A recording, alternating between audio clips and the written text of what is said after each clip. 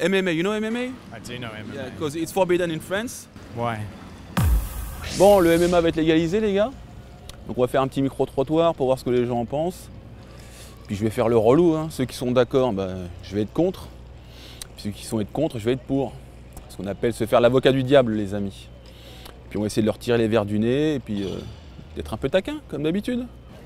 Oh, des petits jeunes délinquants. Allez, on va leur poser la question. Qu'est-ce que vous pensez de la légalisation du MMA, les gars? Ouais, faudrait légaliser ça, parce que après tout, c'est un sport. Hein, c'est pas comme si on légalisait autre chose, de la drogue, etc. Ouais, mais c'est violent quand même comme sport. La boxe, c'est pareil. Hein. Et quand on tape le mec au sol, là, ça te dérange pas? Bah moi non, bah après c'est eux qui choisissent, ils choisissent le métier, ils choisissent le sport, c'est pas moi. Ouais. Donc t'es plutôt pour la liberté individuelle en ce domaine. Ouais, pour moi c'est un sport comme un autre, donc... Ça donne pas une mauvaise image aux jeunes, genre on tape les gens et tout dans la rue? Après ça peut avoir une influence aussi. J'aimerais bien que ce soit légalisé en France. Bah bientôt ça va être légalisé, hein, c'est officiel. Ah ouais, et pour quand? Dans quelques mois. Ouais, c'est pas mal, c'est bien. Tu fais du sport de combat toi? Moi là je fais un peu de boxe. Boxe quoi?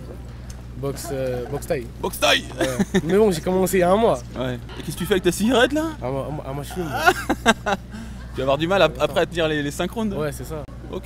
Comment tu t'appelles? Je m'appelle Khan. Khan. Ouais. C'est turc ça? Ouais, c'est turc. C'est ça, hein? Ouais. Ok. Après, c'est mon Comme F. Khan. C'est qui lui? Kurnaz. Ah ouais, je connais. Voilà. Ouais. Ok, Khan. Bah, je peux pas te serrer la main, Ouais. mais je te remercie pour Ouais. quelque chose à ajouter, les gars. Il a bien parlé, hein? Ouais, bravo. Je parle au nom du groupe. C'est lui le leader. Il était intéressant, le petit jeune. Ce qu'il y a avec les petits jeunes aujourd'hui, ils sont plus vifs qu'avant. Là, moi, j'étais un peu bébête. Vous allez me dire, je le suis toujours un petit peu, mais ils ont moins de culture. Ils ont du mal à s'exprimer. Mais par contre, dans leur cerveau, ça va très vite. Une dame, allez. Une petite dame. Bonjour madame. Bonjour. Je peux vous poser une question? Ah oui, si vous voulez. Je suis exténuée, je ne me mettez pas, mais allez-y. Pourquoi vous êtes fatigué? Ah oui, je suis exténuée. Vous sortez du boulot? Pas du tout. Ah bon? Je sors de mon lit, mais je suis fatiguée. Eh ben moi aussi. On sort du lit, mais pas du même. Ouais. Je confirme. Qu'est-ce que vous pensez, madame, de la légalisation du MMA? Alors, vous confondez la gestation oui, pour autrui oui. avec le mix martial art. C'est un sport. J'arrive de ma province, moi, donc je ne sais pas ce que c'est. Eh bien, Aznavour aussi est venu de sa province, il a conquis Paris. Ah, mais c'est de la bosse taille, la machin. Alors, c'est un mélange d'arts martiaux différents, de la boxe taille, de la lutte. Et puis on peut étrangler les gens et... Ah, j'ai vu ça à Saint-Etienne, il y avait une soirée de la nuit de ça. J'ai trouvé ça très sympa en fait. Je connaissais pas du tout, ouais, je connaissais pas du tout. Et c'est dans un octogone, une forme de cage. Ah mais j'avais pas vu, excusez-moi les détails. Hein. Excusez-moi, bon, on va enlever la cage. Alors la petite spécificité de ce... non, mais c'était pas ça, moi j'ai pas vu ça. Non, hein. non. Ah non, j'ai pas vu ça, moi. Non, c'est violent ça. Ah non, mais c'est un sport fait de la fédération que j'ai vu. Hein. Bah là, ça va être légalisé par le ministère. Non, alors je dis non, vous avez raison. Voilà. Je suis contre. Voilà. Ah oui, je suis contre. Parce que c'est quand même un peu violent. Ça, c'est violent. Moi, ce que j'ai vu, c'était pas du tout ça. Hein. Non? Pas du tout. Parce qu'il frappe quand même les gens par terre, hein. Regardez. Oui, non mais voilà. Alors que nous, ils frappaient pas par terre. Non, hein. Pas du tout. Mmh. Pas du tout. Et vous pensez que c'est un peu immoral de frapper les gens par terre? Ah bah complètement. Complètement, on tape pas des gens à terre. Les gens les tapent pas quand ils sont debout, encore moins à terre. Exactement, c'est ce que je pense. Encore On les tape moins pas à terre. debout ni au sol. Ni au sol. Donc à la rigueur, la boxe, on devrait le... S'il mérite. Mais ce que vous avez dit, c'est intéressant, madame, parce que si on peut ne pas frapper, si c'est mal de frapper quelqu'un debout, c'est mal de le frapper au sol aussi. Ah bah complètement. Mais quand on est au sol, la personne a peut-être pas... oui, mais là, apparemment, c'est un sport, donc ils savent ce qu'ils font. Ah bah, ils sont d'accord. Hein. Ils sont dans la rue, bien on sûr, est d'accord. Ils savent ce qu'ils font. Oui. Ils sont conscients de leurs actes. Ah, ils sont conscients. Ah, voilà. Ah putain, c'est moche. Il y a même des nanas. Oh, c'est moche. Alors des hommes, c'est pas beau, mais alors des femmes qui se battent. Et pourtant, chez Shemko, elle est très jolie. Ah bon? Alors regardez. Ouais. Moi sur Tinder, je la like. Je suis anti-violence, donc vous savez, ouais. Non, j'aime pas ça. Alors ça, j'aime bien quand ils sont comme ça, ouais. mais pas quand ils se tapent à terre. Donc vous aimez quand ils se prennent des coups de genoux? Oui. C'est un peu paradoxal, vous me... Oui, vous me- là, vous je suis me- dans le paradoxe complet, moi. On est d'accord. Voilà, bah ça c'est du sport. Voilà, jusque là ça va. C'est quand même Yoel Romero qui met des KO en frappant l'autre debout de toutes ses forces. Jusque là ça va. Les coups de coude retournés, ça va. Franchement, c'est comme le judo, on va pas critiquer pour le crime du judo parce qu'ils s'envoient des machins au sol. Voilà, c'est à un moment donné ça reste du sport. Donc c'est surtout les frappes au sol qui C'est vous moi, gênent. Ah oui, tout à l'heure il tordait le cou, faut pas exagérer non plus. Vous savez qu'en judo on a le droit d'étrangler. Hein. Ah bon? Ah oui. Là on se tue pas, hein. Non. Quand la personne n'en peut plus, elle abandonne. Hein. Bon, je vais vous dire, j'ai regardé un spectacle, franchement, j'ai aimé. Ça, là, vous en faites? Ah, c'est des brutes. Non, mais à votre niveau, peut-être, vous n'êtes pas obligé d'atteindre ce niveau. Mais vous en faites, vous? Un petit peu, oui. Ouais. Et vous étranglez votre camarade au sol? Bien sûr, c'est même conseillé. Ah, voilà. Puis quand il a mal, il abandonne, il dit arrête. Ah, il tape? Exactement. Voilà. Donc il y a beaucoup de règles quand même. Voilà, après, s'ils ont envie de se taper dessus pour un spectacle, ils le font. C'est la liberté individuelle en somme. Exactement, après, chacun fait ce qu'il veut, vous voyez. Quand vous viendrez pour la dépénalisation du cannabis, je vous répondrai aussi. Et là, ce sera un grand Oui. un grand oui. Ah oui. Ah, le cannabis oui, Ah oui. la drogue oui, mais le sport non. Non, ah même je fais du sport moi, j'ai fait du sport toute ma vie alors. Effectivement, là, ça a soulevé un paradoxe. C'est toujours cette histoire de frapper quelqu'un. Effectivement, frapper quelqu'un, c'est pas bien. Qu'il soit debout, au sol, de dos, à genoux, à quatre pattes. Donc mais si les deux protagonistes sont d'accord et que c'est dans le cadre sportif et agrémenté de certaines règles, bon, il n'y a pas de souci. Donc, ce que je dis souvent, c'est une question d'éducation, de comprendre les tenants et les aboutissants d'une situation sportive qui peut paraître dangereuse, en tout cas pour l'un des deux individus. Et puis quand on connaît la chose, on se rend compte que celui qui est en dessous n'est pas en danger létal, quoi. Il peut s'en sortir. Et ça m'est arrivé, ça arrive à beaucoup de gens. Hein. Tu es en dessous et puis tu places une clé de bras, un triangle. Bon. Donc on est à la fédération de boxe anglaise qui, vous savez, va chapeauter le MMA. Donc on va voir les instances dirigeantes de cette fédération, puis on va leur poser des petites questions. Moi je vais leur poser des questions que je pense que vous avez envie que je leur pose. Donc on va les titiller, on va voir les petits points qui sont sympathiques et les autres qui le seront peut-être moins. Tiens, t'as pris du poids toi? Ah, t'as pris du poids? un petit peu. Un petit peu. On mange, hein. Comme dans les jeux vidéo, ça va plus vite. Salut, ça va? Bonjour. Bonjour. Bonjour, ça va? Oui. Non, pas terrible. Moyen? Ouais, bah ça, ouais. Bienvenue. Merci. Oula. Bonjour madame. Je suis le président de la fédération, M. Martin. Enchanté. Là, ils nous ont mis dans la plus belle salle. Hein. Avec les chaises à roulettes, baba. Ils ont de la culture à la boxe, ils ont mis le serment du jeu de paume. Bon donc, le MMA, c'est pour vous, c'est ça? La boxe anglaise a été désignée pour encadrer le MMA dans sa structuration et pour l'amener jusqu'à son émancipation d'ici 3-4 ans quand le MMA sera prêt à voler de ses propres ailes. C'est un processus d'accompagnement. Il ne faut pas s'accaparer le MMA. Il ne faut pas qu'une fédération soit dépendante du MMA. Parce qu'une fédération qui aurait le MMA, qui serait complètement dépendante, ne ferait rien pour que le MMA devienne indépendant. Le but, c'est que le MMA devienne indépendant d'ici 3-4 ans. Donc la fédération, la mieux armée, à la fois aussi bien financièrement, structurellement, humainement, et on peut revenir dessus point par point si tu le souhaites, c'est, d'après le ministère, la Fédération française de boxe. Après, il faut savoir qu'on a répondu à ce qu'on appelle un AMI, un appel à manifestation d'intérêt, et que cet AMI, il a été découpé en fait en 28 chapitres. Et effectivement, la structuration et l'articulation avec le pro, c'était un des chapitres. Tout comme le suivi socio-professionnel des athlètes, tout comme même les statuts sportifs de haut niveau. Et ça, c'est des choses sur lesquelles la FFB était déjà positionnée et avait de la maturité. Allez, on continue le petit micro-trottoir. Messieurs, dames, bonjour. Est-ce que je peux vous poser une question? Speak English, bro. Okay, I can speak English, you know? MMA, you know MMA? I do know MMA. Yeah, because it's forbidden in France. Why?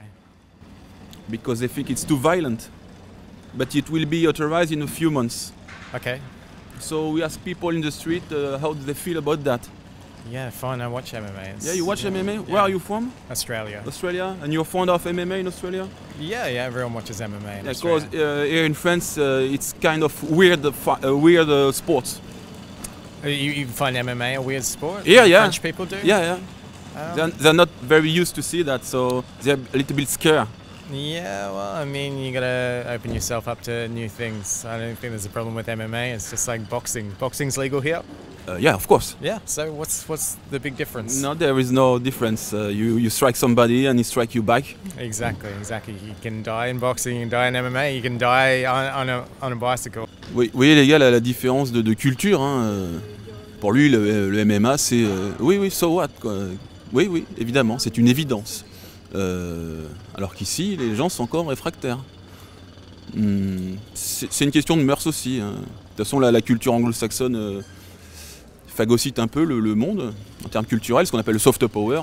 Donc il n'y a pas de raison que le MMA ne fasse pas partie du package et qu'on le retrouve en France. Hein. Parfois, on peut le déplorer parce que notre culture a tendance à se perdre, mais bon.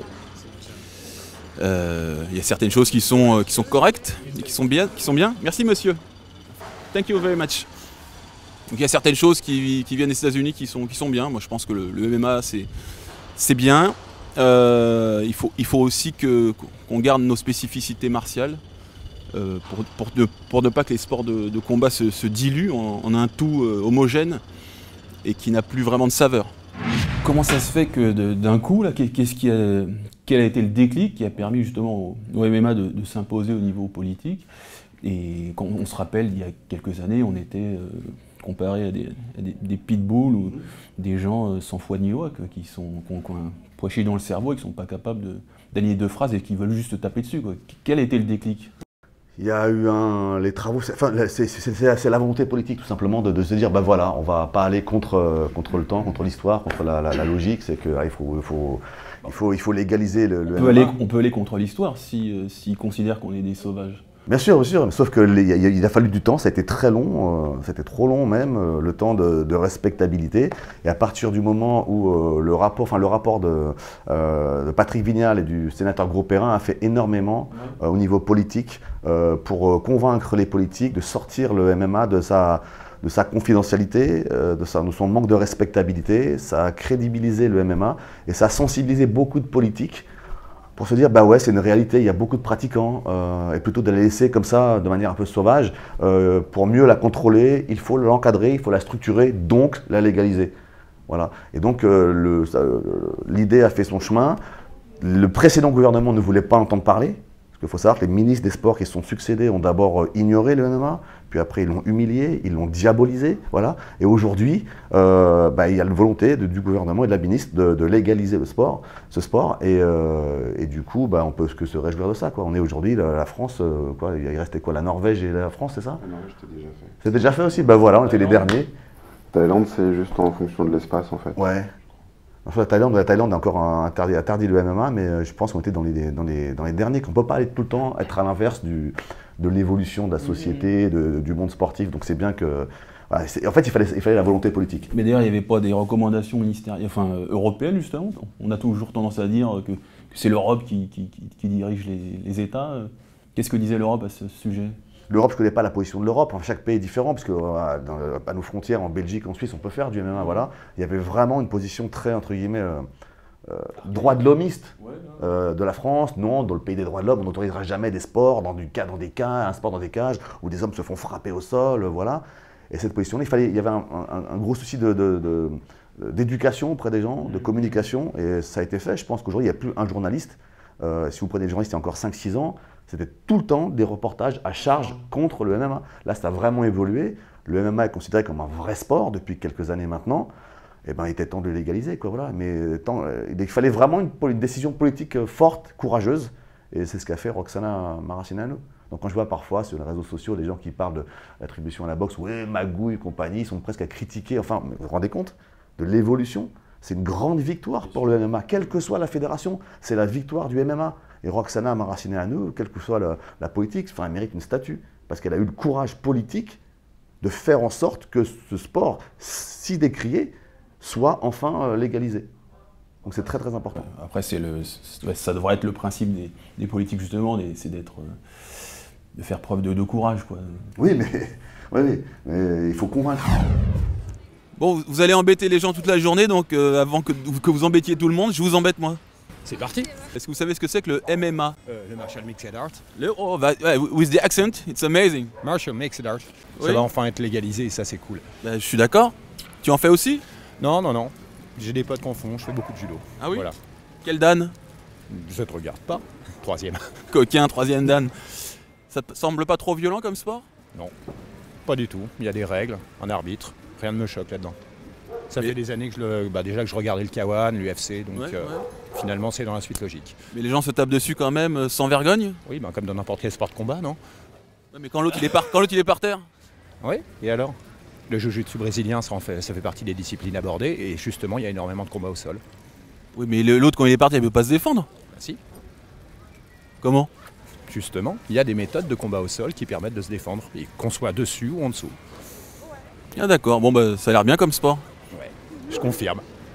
Ok, comment tu t'appelles? Julien. Ok Julien, Grégory. Enchanté, et bonne journée. Et bon courage pour Médecins du Monde. Donnez des sous les gars. Comment ça va se passer concrètement? Il y aura des championnats de France, tout ça? Il y aura des compétitions nationales et il y aura des professionnels, il y aura des amateurs, il y aura des critères pour passer professionnel, des équivalents, enfin des critères pour la formation, pour les diplômes, enfin tout est bien structuré pour donner une vraie respectabilité au MMA, parce qu'il faut bien comprendre que le MMA est légalisé, mais attention, tout le monde est là, on joue, les autorités, faut pas qu'il y ait la moindre faute, notamment au niveau médical, au niveau règlement, donc il faut faire très attention. Bah, au niveau règlement, justement, il y aura des petites subtilités vis-à-vis des règles unifiées type UFC? On a repris les règles unifiées, on les a entre guillemets renforcées, épaissies, avec ce qu'on a déjà nous en boxe anglaise. Donc en fait, on a un règlement qui... La finalité du règlement, c'est de préserver l'intégrité du combattant en fait. Et parfois, on entend ou on lit des choses. On n'a pas ramené l'intégralité de la boxe anglaise et on ne transforme pas le MMA pour devenir un MMA proche de la boxe anglaise. C'est une entité qui est à côté, qui est complètement à part. Il n'y aura pas de dilution d'une activité dans l'autre, c'est pas l'intérêt du processus. Par contre, s'il y a des choses intéressantes dans le réglementaire, aussi bien amateur que professionnel en boxe anglaise, bah, effectivement, on a repris ces choses-là, on les a transférées. Il y a encore des points sur lesquels on est en attente. On doit encore discuter avec le ministère sur certains points très précis qui sont dans les règles unifiées. Et puis il y a des choses qu'on n'a pas récupérées, qui ne sont pas dans les règles unifiées, mais qui sont dans d'autres règles, telles que le penalty kick ou des choses comme ça en fait. Donc il y aura les coups de coude au sol? C'est le ministère qui devra déterminer, venir nous apporter des éclaircissements sur ce point-là. Parce qu'en boxe, ils ont toujours été assez frileux à ce niveau, sur les coups de coude? Après, on a nous des arguments, enfin on pense avoir aussi des arguments quant à la présentation justement du dossier qui concerne les percussions avec les coudes. Après, il faut voir, ce sera vraiment, une fois qu'on aura l'avis du CNO, que nous aussi on pourra engager une discussion avec le ministère à ce propos. Donc pas de penalty kick évidemment, pas de stomp, donc plutôt les règles UFC quoi. Oui. En fait, on a repris pour l'amateur les standards IMAF, qui sont très proches des standards UFC. Et après, pour les pros, on a basculé, on a rajouté les agréments propres à l'UFC, et puis à l'exception de certaines règles qui étaient très invasives, comme le penalty. Et donc, on aura un top départ pour les compétitions d'ici combien de mois? C'est difficile parce qu'on attend les recommandations, encore une fois, du ministère, on attend le calendrier qui va être fixé. Après, le processus est long, quoi. C'est le temps fédéral. C'est pas le temps d'une entreprise privée, donc tout est long, tout est soumis à des votes, à des approbations. Et donc je pense que vers le mois de septembre, la vraie rentrée du MMA, ce sera, je pense, septembre-octobre. Après, on voit toujours la partie émergée de l'iceberg qui est la compétition. Le seul truc, c'est que pour faire des compétitions, il faut qu'il y ait un encadrement. Donc ça veut dire qu'en amont, il faut qu'on forme tous les officiels, aussi bien les juges que les arbitres, sur le MMA. On parle plus de pancrace en fait. On parlera de MMA avec ses propres spécificités. Donc là, c'est pareil. Je pense qu'on aura aussi, même si y a des organismes qui ont déjà travaillé en France là-dessus, on fera quand même encore appel un peu à l'IMAF avec des gens comme Godard qui viendront et qui procéderont à la certification des arbitres et des officiels. Et puis au-delà de ça, pour septembre, il faut aussi prévoir l'encadrement, de sorte à ce que des gens puissent s'affilier, prendre des licences, et on rajoute une couche avec le système des grades qui nous permet d'avoir des compétitions équilibrées. C'est-à-dire qu'on n'aura pas des gens avec une expérience considérable qui rencontreront des gens avec moins d'expérience. Sur le plan compétitif, on reprend, excuse-moi juste un truc, c'est que sur le plan compétitif, on reprend différentes classes, un peu comme on avait à l'époque en pied-point avec les classes ABCD. Là, on prendra probablement 3 classes amateurs et après une qualification pour une classe pro. Parce que j'ai entendu parler de grades, il y aura des grades comme au judo. Une initiative, par exemple en boxe anglaise, on est sur les gants de couleur, donc on est dans la même chose. En lutte, ils ont les maîtrises, en judo, ils ont les ceintures, karaté, etc. L'IMAF propose depuis 2 ans un système de grades aussi, avec un référentiel technique associé à chaque grade. Et en fait, ce qu'on va faire, c'est qu'on va coupler ce référentiel de grade au référentiel de formation. Bonjour, je peux vous poser une question? Bonjour madame. Vous avez des yeux magnifiques. Merci, c'est gentil. Et tout le monde vous le dit, donc c'est pénible. Souvent. Voilà. Qu'est-ce que vous pensez du MMA, de la légalisation du MMA? C'est très bien. Qu'est-ce que c'est le MMA? Je suis filmée là, non, c'est ça? Non, c'est un Pokémon. MMA, c'est de la drogue, c'est ça? Non, ça, c'est la MDMA, la drogue. Ah, c'est la MDMA. Je connais pas les gars, je connais pas. Non, le MMA, c'est le Mixed Martial Arts. Le quoi, excusez-moi? Les arts martiaux mélangés. Ah bah j'y connais rien du tout, désolé. C'est les arts martiaux où on frappe l'autre qui est par terre, vous savez? Ça Ah. vous dit quelque chose? Non, toujours pas. Ouais, mais quand je vous ai dit ça, votre visage a changé. Ah bah c'est pas top, alors du coup. Ouais, je trouve aussi, hein. Ouais, non. Et du coup c'est devenu légal, Ça va être légalisé bientôt. Ah bah c'est pas bien du tout, je suis contre du coup. Vous êtes contre? Voilà. Bon, d'accord. Votre prénom c'est? Clara. Oh, elle avait de ses yeux, la fille. Je peux vous poser une question, monsieur? Oui, pourquoi pas. Qu'est-ce que vous pensez de la légalisation du MMA? Alors attendez. MMA, on parle pas de drogue, on parle de la légalisation, de la procréation. Non, non, non. Bah vous êtes. Il y a une fille aussi qui parlait de MDMA, vous devez fréquenter les mêmes clubs. Clara là. Vous connaissez Clara? Non. Non, parce qu'on l'a rencontré tout à l'heure. Non, c'est le Mixed Martial Arts, c'est les arts martiaux mélangés. Vous connaissez? Non. Pourtant j'ai travaillé toute ma vie dans le sport, mais là non. Ah oui? Vous faisiez quoi? J'étais simplement patron des sports du Club Med mondial. D'accord. Bah c'est les sports de combat. Bah, il y a de la boxe, il y a du judo, de la lutte, et on mélange tout ça. Ça vous dit rien? Vous avez jamais vu ça? Le MMA, c'est ce qui se fait dans la cage octogonale, non? Absolument, monsieur. Voilà. Et qui va être autorisé en France sous la Fédération française de boxe. Bah voilà, voilà. Il suffit de vous tirer les verres du nez, en fait, vous savez beaucoup de choses. En M1, il y a la légalisation de certaines drogues, donc il y avait une molécule qui traînait là-dedans. MDMA. Oui, il y avait actuellement la marche pour tous avec pas mal de... La GPA, la gestation pour autrui. Et puis il y a aussi un MM quelque chose. Voilà, c'est tout. Et qu'est-ce que vous en pensez justement de cette légalisation qui advient d'ici quelques mois? C'est beaucoup mieux. De toute façon, que ça se fasse discrètement dans une cour ou une ruelle, ça sert à rien. Hein. Vaut mieux que ça soit fait ouvertement et sous l'égide d'une fédération. Je suis d'accord, donc la fédé de boxe anglaise va chapeauter le MMA. Est-ce que vous pensez que c'est judicieux que ce soit la boxe anglaise qui s'en occupe? Comme dans toute fédé, ça va m'accroter, mais ça c'est autre chose. Ça c'est quand on voit la Fédération française de patinage actuellement.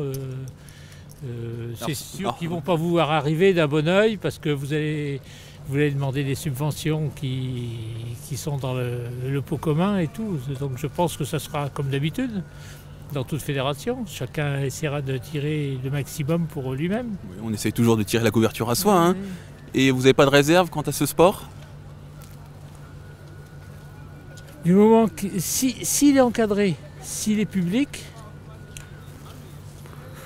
il y aura moins de chances qu'il y ait des problèmes que s'il est en cachette. Alors dopage, même au sein des fédérations il y en a quand même pas mal, mais et puis peut-être au niveau de la santé des intervenants, des boxeurs, parce que là aussi certainement qu'il va y avoir quelques abus. La voix de la sagesse les amis, hein. Ah oui, bah, je crois qu'il y a rien d'autre à ajouter. Hein. Je souhaite bonne chance à votre fédération et à votre avenir. Non, mais il n'y a pas. Moi, j'ai des copains qui sont issus du judo, de l'équipe de France de judo, qui regardaient sur les vidéos et les matchs à l'étranger. Donc, ça va tout arranger. Ça va tout légaliser, tout normaliser. Bon, la sagesse, de l'ancienneté. Merci beaucoup, monsieur. Bonne journée. Pareillement, monsieur. On pourrait se dire, ah, les vieux cons, bah, c'est ça qu'on pourrait se dire, mais bah non. Hein. Ils sont ouverts parfois, quand ils connaissent, quand ils confondent pas avec la drogue de la veille. Ah, c'est quand même fou quoi, de se dire que que tous les passionnés, les pionniers qui ont fait un travail dans l'ombre, justement, de respectabilité, ça n'a pas vraiment été pris en compte finalement, et qu'une décision politique, ça fait tout, quoi. Bah oui, ça fait tout. Hein. On ne peut rien faire sans décision politique. Mais après, c'est un long chemin. Il faut regarder où était le MMA il y a 20 ans. C'est vrai qu'il y a 20 ans, ça faisait peur. On regarde les premiers UFC, évidemment, et les gens sont restés beaucoup sur ces images-là. Tous les détracteurs remettaient toujours les mêmes images des premiers UFC avec les Gracie, où il n'y avait pas de catégorie de poids, pas de limite de temps, c'était n'importe quoi. Et effectivement, là, ça faisait peur. Mais il a fallu du temps pour que, encore une fois, la France a toujours cette position un peu droit de l'hommiste. Nous, le pays des droits de l'homme, on ne va pas autoriser ce sport de barbare. Et il fallait le temps d'éduquer, expliquer que des frappes au sol, frapper quelqu'un au sol, c'est pas un mec au sol, c'est pas un mec sans défense. Et qu'il a les moyens pour se défendre. Et s'il est sans défense, l'arbitre intervient. Il y a plein de règles. Voilà, tous les coups ne sont pas permis. Tous ces clichés vraiment ont sauté les uns après les autres. Voilà. Et il a fallu du temps, quoi. C'est le temps de la maturation. Et quand ça devient maintenant après inéluctable, eh bien il faut que la décision politique intervienne et elle est intervenue là. Mais tu penses d'ailleurs que que les clubs vont exploser, quoi, il y en aura de plus en plus? Alors là, je suis très sceptique sur le nombre de pratiquants ou licenciés de MMA, hein, je parle de MMA pur. Il y a des chiffres qui ont été balancés, 30 000 à 50 000. De 30 à 60. Même à 60. Le problème, c'est que les disciplines, les fédérations qui avaient ces disciplines un peu à plusieurs dimensions, pratiquent souvent la licence unique. Donc ça veut dire qu'il est très difficile de savoir combien de personnes on a finalement qui pratiquent. L'autre chose aussi, c'est qu'on a une particularité dans les sports de combat, pas forcément dans les arts martiaux, mais vraiment sport de combat, d'avoir des pratiquants et pas forcément des licenciés. C'est-à-dire que parfois, on voit des grandes maisons où on va retrouver 15 licences, parce qu'en fait, c'est les compétiteurs, et puis le reste ne prend pas de licence. L'intérêt aussi de passer par les grades, c'est que pour passer d'une classe à l'autre, ou même pour avoir un cheminement comme ça, eh ben, le passage de grade, ça veut dire que finalement, la personne, elle est recensée. C'est-à-dire qu'on peut savoir finalement combien de pratiquants on a, et combien on a de pratiquants sur tel niveau, tel niveau, tel niveau, par classe d'âge, etc. Et ça nous donnera aussi une topographie du MMA un peu plus réaliste et un peu plus fine, en fait. Voilà, il y a des inquiétudes aussi bien en interne, hein, du côté de la boxe. Il y a des pratiquants de la boxe qui voient ça avec un peu de distance, et des deux côtés, en fait. Hein. Mais là, ce qui est monté est conçu pour être démonté. C'est-à-dire qu'il y aura de toute manière les acteurs du MMA, les anciens dont tu parlais, les gens qui ont aidé à la structuration depuis des années. Ces gens seront intégrés dans une commission, et cette commission sera en charge justement de toute la spécificité sur la pédagogie, sur les officiels, sur le réglementaire. C'est elle qui aura aussi un droit de regard et un droit de proposition, et même une force de proposition. Mais à l'issue de ça, dans l'obtention si jamais la délégation est attribuée à une autre fédération, ou si jamais il est temps que justement le MMA fonctionne de ses propres ailes, eh ben en fait, la FFB sur le plan statutaire enlèvera les verrous. Qu'est-ce qui va se passer au niveau des disciplines qui se rapprochent déjà du MMA, donc le pancrace? Il y a la fédé de karaté qui avait fait du mix fight. Oui. Elles vont toujours perdurer? Ça, c'est des visions fédérales sur lesquelles nous, on ne sait pas ce que ces disciplines-là ou ce que c'est. Elles auront le droit de continuer, ou le MMA va dire en gros, bah non, c'est nous qui faisons ça? De par la délégation, le terme MMA, l'activité MMA sera déléguée à une seule fédération. C'est le principe de délégation, et par conséquent, le terme de MMA, le MMA sera attribué à la boxe uniquement. À votre avis, le pancrace, c'est amené à être obsolète? Pas tellement. Le pancrace est une version édulcorée, light, on va dire, voilà, du MMA. Voilà. Donc maintenant qu'il y aura des frappes au sol, les gens pourront continuer à faire du pancrace s'ils le souhaitent. Mais bon, je vois pas l'intérêt de faire du pancrace s'il n'y a pas de frappe au sol derrière. Donc je pense que tous les gens du pancrace vont se diriger vers la vraie pratique du MMA. C'était en attendant. Dans les classes qui sont montées, on a repris un système qui, à mon sens, de par nos réflexions, qui marchait très bien, c'était le système du Shooto. Donc on retrouvait notamment le Shooto en Belgique avec Ludovic Bolvin. Et en fait, ce qui était intéressant au Shooto, c'est que le premier niveau du Shooto, on était sur le tridimensionnel et on n'avait pas de frappe au sol. Donc c'est-à-dire que les gens qui voulaient commencer la compétition, mais sans forcément avoir la technicité requise ou le caractère invasif des frappes au sol, on pouvait comme ça s'exercer. Et c'est quelque chose qu'on a repris, nous, sur la première classe. La première classe de compétitive sera une forme classée où il n'y a pas de frappe au sol. Après, sur le classe B, on aura une complexité accrue. Et puis sur le classe A, ce qui est attendu, donc ça sera la plus haute classe amateur, on sera sur les mêmes standards que l'IMAF. Ce qui fait que, pour répondre à ta question sur les championnats, les gens issus d'un championnat de France classe A seront probablement les gens qui iront représenter la France sur les compétitions IMAF. Donc on aura une progressivité dans les règles, dans la pratique, et dans ce qui est présenté, donc il y aura aussi des formes qui seront très similaires. Après, si toutefois, peut-être que des pratiquants du pied-point conserveront leur licence unique et voudront à la fois être sur le pied-point et sur le pancrace. Ça, on n'a pas de visibilité, ça dépendra de ce que ces fédérations-là souhaitent faire en fait. Après, le passage de l'amateur au professionnel sera lui aussi cadré, comme il est cadré aujourd'hui en boxe anglaise. Le statut de haut niveau, tout ça? Le statut de haut niveau, ça fait partie des questions qui doivent être abordées avec le ministère. Et en boxe anglaise, même le petit sas de sécurité où je fais 5 combats pro, c'est fait pour moi, c'est pas fait pour moi, c'est pas fait pour moi, bah, je reste en amateur. Si ça m'intéresse et que j'ai les qualités requises, je poursuis en pro. C'est quelque chose d'intéressant. Pendant longtemps, on a été précipité à faire 2 combats classe B et le lendemain matin, on se retrouve en Allemagne à faire du pro sur un type qui a déjà une quinzaine de combats. Et c'est ce qui est arrivé à la majorité des combattants français. Le fait d'avoir ce système comme ça gradué, faut pas oublier qu'on aura quand même, sur le plan compétitif, des gens qui seront plus performants, on aura des gens qui seront mieux formés. On le voyait sur les compétitions amateurs type IMAF, où les Scandinaves arrivent, ou même les Anglo-Saxons, avec déjà 15, 16, 17, 18 combats amateurs. Et quand on explique ça dans les clubs en France, on nous dit, mais 18 combats amateurs, il n'a rien à faire en amateur. Mais si on regarde le haut niveau, et il ne faut pas confondre l'amateurisme et le haut niveau. C'est-à-dire que si on regarde le haut niveau en boxe anglaise, c'est du haut niveau, mais c'est de la boxe amateur. Et les gars ont 110, 120, 130 combats amateurs. Comme au JO, c'est des amateurs. Comme au JO, c'est des amateurs. On ne peut pas dire qu'ils sont pas dire qu'ils sont vrais. Et l'amalgame, il est souvent fait à ce niveau-là. Donc le fait d'avoir ce système de classe, ça va nous permettre d'avoir des gens qui seront plus qualifiés. On aura une dangerosité qui sera réduite aussi, puisqu'on n'aura pas d'écart de niveau. Et ça nous permettra aussi d'avoir des pros qui sont mieux qualifiés. Et forcément aussi, la cote des combattants français, elle sera améliorée. Je pense que les gens, enfin les combattants de ta génération, de nos générations, étaient appelés en shortlist sur des compétitions majeures, et à l'époque, on pouvait pas dire, bah non, j'y vais pas. Mais tu as 15 jours pour préparer Pride, en fait. Et quand tu arrives, t'arrives parce qu'il y a un trou dans la carte, on n'a pas forcément pensé à toi, et c'est ce qui est arrivé à pas mal de combattants français à l'époque. Donc c'est difficile pour nous, parce qu'on peut pas refuser, donc on va sur ce type de combat, et puis on a un niveau à l'extérieur qui est quand même considérable, parce qu'ils ont l'expérience et l'encadrement qui va. Si on reprend l'activité et qu'on dit, on fait évoluer l'activité, il ne faut plus qu'on arrive dans ce genre de situation, en fait. Il faut préserver nos combattants et qu'on arrive à les présenter sur des choses sur lesquelles on soit à l'aise. Il n'y a pas de raison. En pied-point, la France a un très bon niveau. En anglaise, on l'a prouvé au JO aussi, on a un bon niveau. Dans les sports de combat, au judo, on a un bon niveau. Il n'y a aucune raison que ça n'arrive pas en MMA avec ce type de structuration. Et au niveau des contrôles antidopage, vous allez vous référer à quelle instance, justement? C'est les mêmes protocoles que c'est la FLD qui contrôle comme toutes les compétitions sur le sol français. Qu'est-ce que la FLD? La FLD, c'est l'Association française de lutte contre le dopage. C'est eux qui font tous les contrôles, qui organisés ou pas, inopinés ou pas, voilà. Si l'UFC vient en France? Ah bah bien sûr. AFLD. Et je pense qu'ils vont être très très précautionneux et très vigilants, notamment sur les premières compétitions. Encore une fois, le MMA est attendu au tournant par tous ces détracteurs qui sont encore nombreux dans le milieu du sport français. Donc on ne peut pas se mettre à l'erreur. Donc on va tout faire dans notre encadrement pour remplir toutes les cases et tout faire dans les règles et de manière la plus scrupuleuse possible. C'est aussi pour ça que la Fédération française de boxe a été choisie, je pense. C'est pour son gage de sérieux et d'expertise. Lionel, c'est l'homme de la situation. Donc on va tout faire pour que tout se passe le mieux possible. Et on sait qu'on n'a pas le droit à l'erreur. L'intérêt aussi, c'est pas de réinventer la roue, c'est-à-dire qu'il y a des choses qui existent, qu'on fait leurs preuves et qui fonctionnent. On a un temps qui est très très court si jamais on veut commencer la saison compétitive en fin d'année.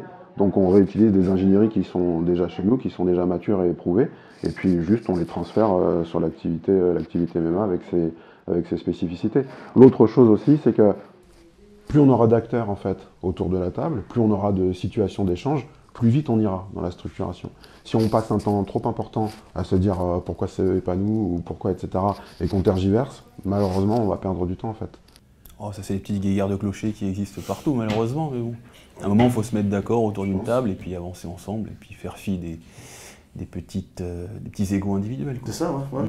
Mais ça va être difficile parce que c'est un milieu où il y a beaucoup d'orgueil, il y a beaucoup d'ego, il y a beaucoup de testostérone, c'est un sport de combat, donc les mecs vont à l'affrontement avant même de savoir dans quelles conditions le MMA va être encadré.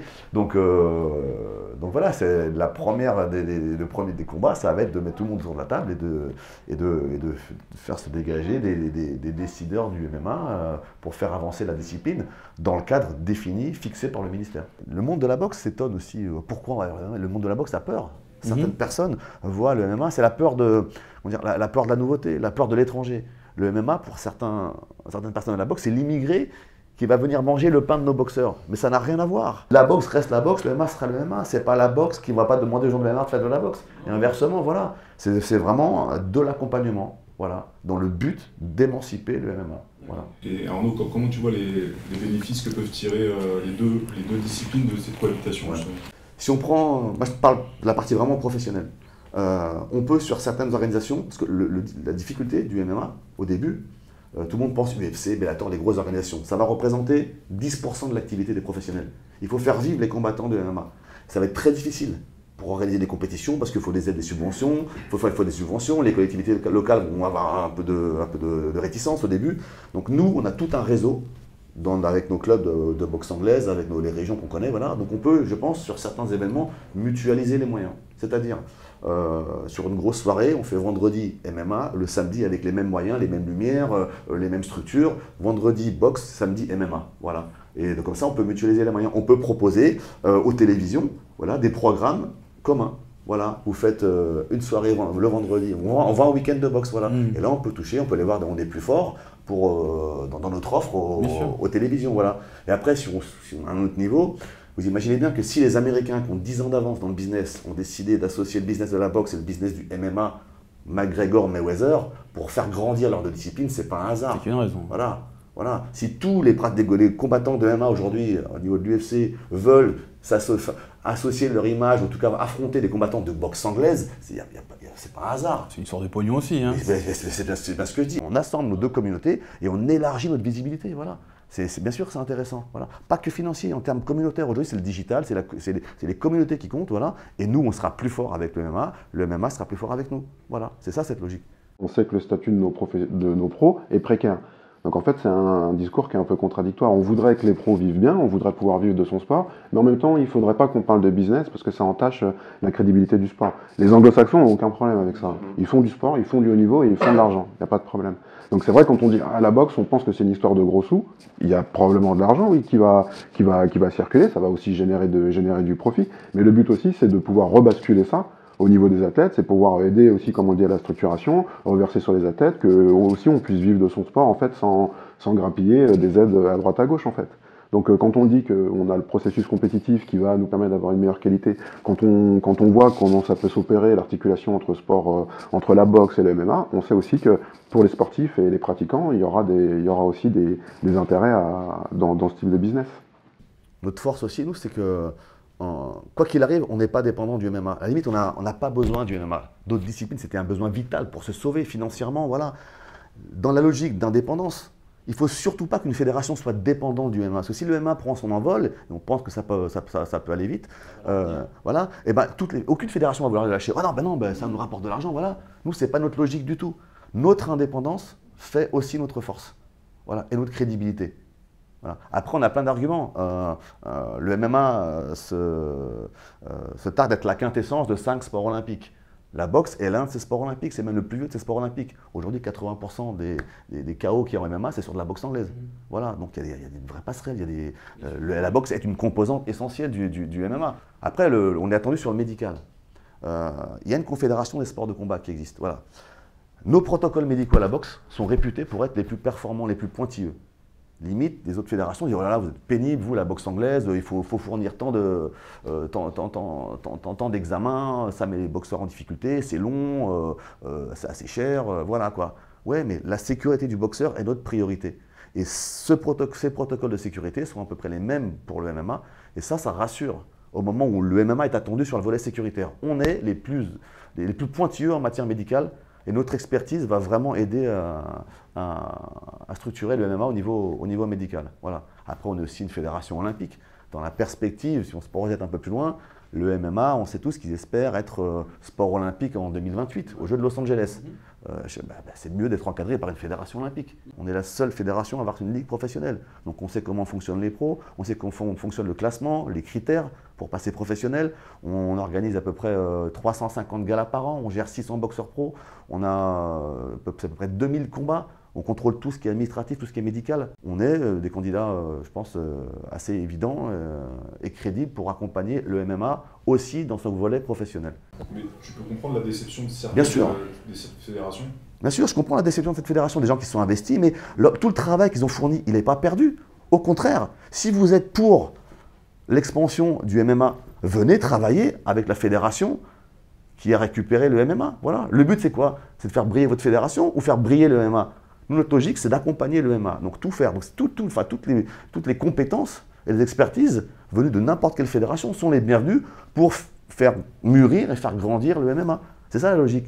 Moi, j'avais dit aux gens de la lutte, moi, si c'est vous qui l'avez, moi, je suis prêt à vous aider dans la structure professionnelle. Si vous avez besoin, on vous montre comment ça fonctionne. C'est ça la logique. La logique, c'est comment faire pour mieux encadrer, encadrer du mieux possible le MMA. Voilà.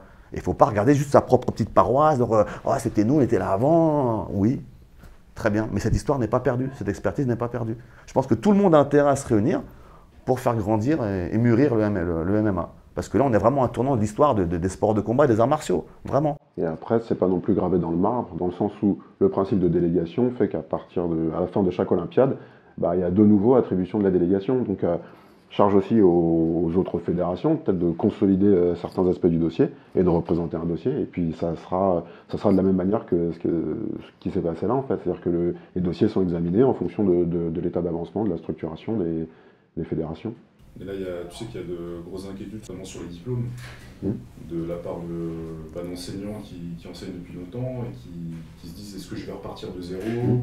Nous, ce qui nous intéresse, c'est qu'il y ait la qualification technique au bout. Donc en fait, dans les diplômes, c'est toujours la même chose. Il y a des unités transversales, il y a des choses, comme on le disait, sécurité des publics, sécurité des pratiquants, comment on gère sur un groupe d'enfants. On doit pouvoir, l'éducateur sportif, il doit pouvoir faire un cours entre 7 et 77 ans, voire plus en fait, c'est son boulot.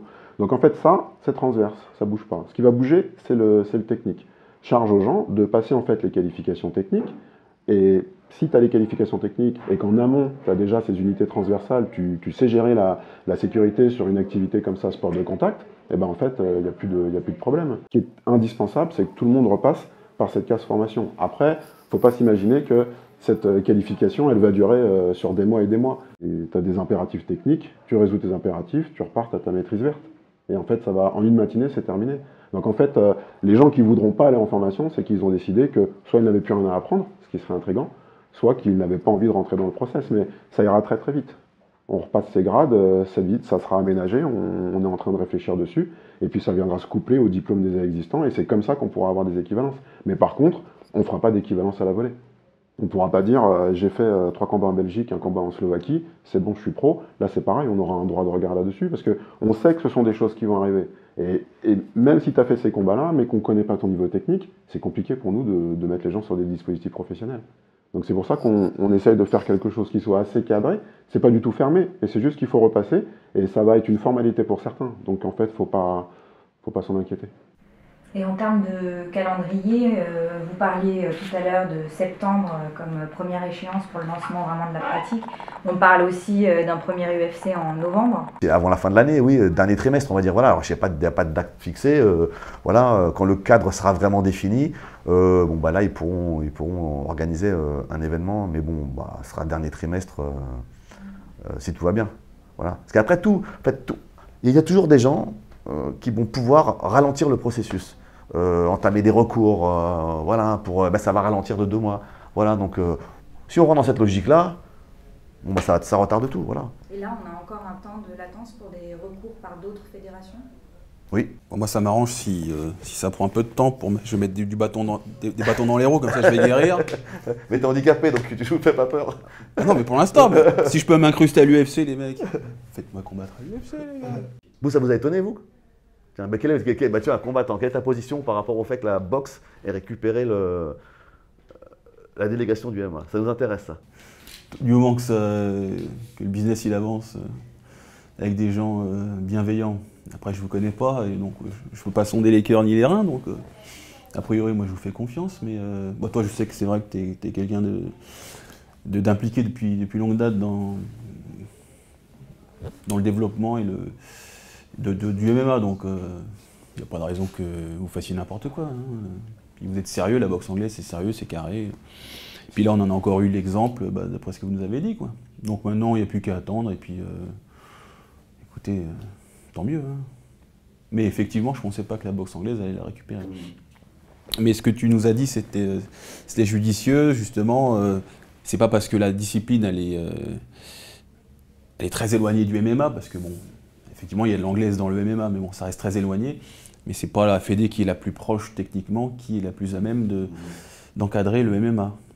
En fait, vous êtes peut-être le plus à même, c'est pas moi de juger, mais certaines personnes ont décidé que vous étiez la plus à même parce que vous aviez justement ce passif au niveau de l'encadrement, que ce soit pédagogique, technique ou professionnel, pour permettre au MMA d'avancer de la meilleure façon qui soit.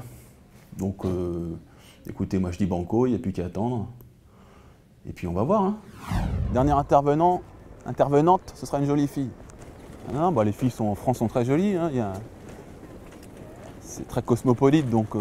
Et toi, tu as écrit un livre sur la séduction, c'est vrai ou pas? Ah, ça va chambrer là, c'est ça? Tu veux chambrer?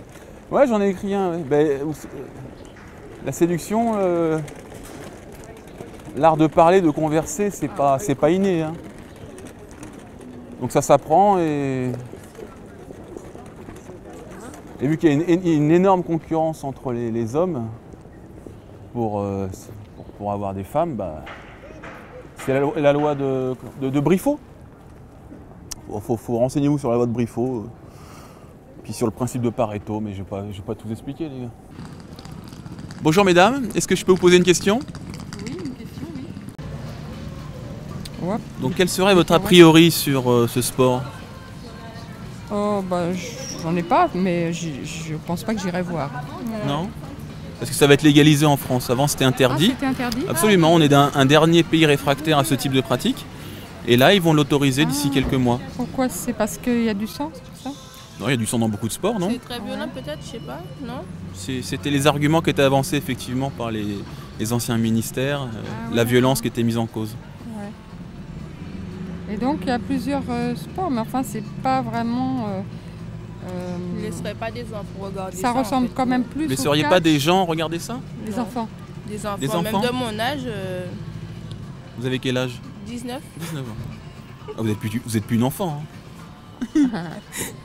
Mais vous pensez qu'il faudrait ça me le... fait plus penser à la boxe et au catch qu'aux autres sports. Non, ça Même ressemble. le catch, c'est moins dangereux. Ça ressemble. Parce qu'eux, ils se préparent. Parce qu'eux, ils se mettent des coups dans la tête, là. Il y a des vrais coups, en fait. Des gros vrais Ah ouais, non, moi, j'aime pas ça. Il y a énormément de blessures au niveau du catch. Boxe, de toute façon. À cause des... Mais la boxe est autorisée en France. Ah oui, absolument. Bon, bah, c'est pareil, ça. Ah, vous n'êtes pas réfractaire, hein, finalement. On doit laisser la liberté aux gens, mais... Oui, c'est une question de liberté, quoi. Après, si les gens veulent pas les voir, ils y vont pas. Hein. Ou ceux qui veulent pratiquer, ils sont consentants. Mais on pratique pas... C'est pas un sport qui est pratiqué par les enfants, en fait. Je suppose qu'il faut être majeur. Alors les enfants le feront, mais ce sera à la touche, par exemple, faire semblant de frapper. Oui, c'est ça. S'il vous plaît, aider avec la chambre. Sans boxe, sans gants. Si, avec des gants, mais ce sera peut-être que des coups comme au karaté, ils font semblant. Oui, je suis assez d'accord. Peut-être que pour les enfants, c'est un peu trop hard.